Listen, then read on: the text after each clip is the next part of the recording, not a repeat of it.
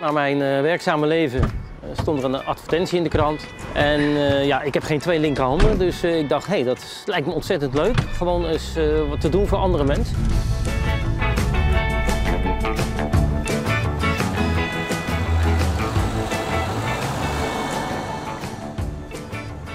Wij doen allerlei klusjes in huis. Van schilderijen ophangen tot kranen vervangen. We zijn met 8 vrijwilligers. En dat gaat om de 4, 5 weken en dan heb je een keer de bus.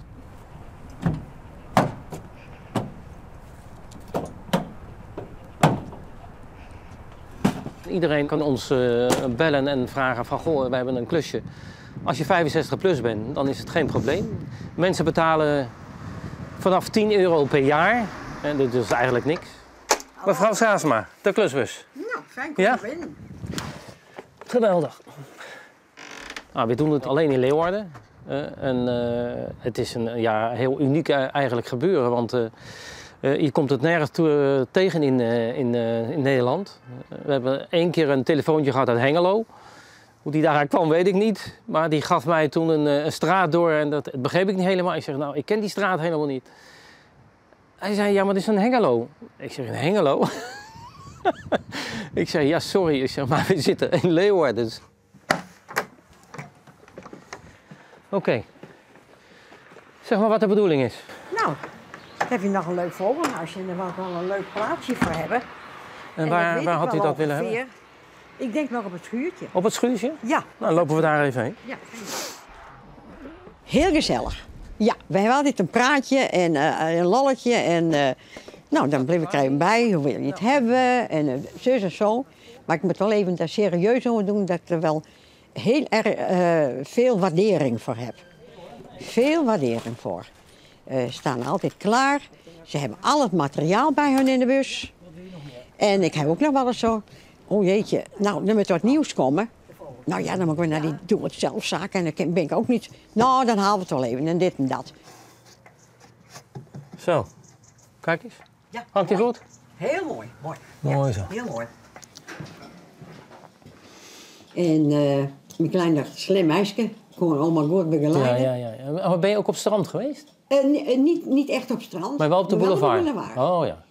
Even wat drinken halen, koffie, thee... en wat lekkers erbij. Ja. Nou, we hadden een appeltaart met slagroom, zij had wat anders en kerstboompjes stonden erover. Mooi verlicht overal. Ik ben in Scheveningen geboren.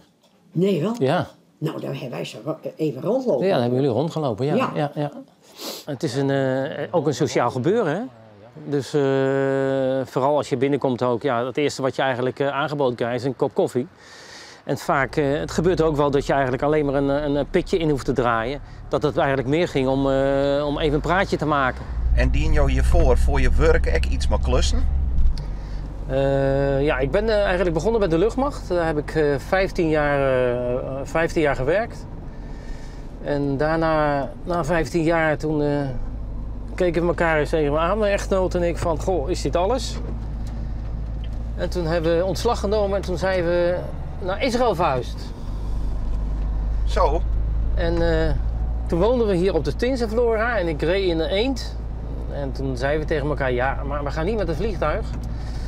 Want we hadden ook nog 2 kinderen. En dan kom je zo in een andere cultuur. Zo binnen 4 uur zit je ineens in een hele andere wereld.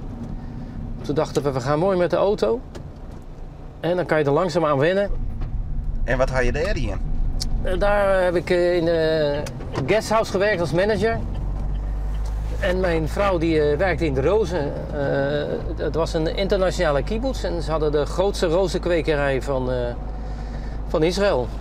En daar werkten allemaal volontiers. Allemaal mensen uit Duitsland, Amerika. En toen toch maar weer naar Leeuwarden. Daar konden we zo een huis krijgen. En nu zit je op de klusbus. En nu zit ik op de klusbus. Hartstikke leuk werk. En dat doe ik ook alweer 7 jaar.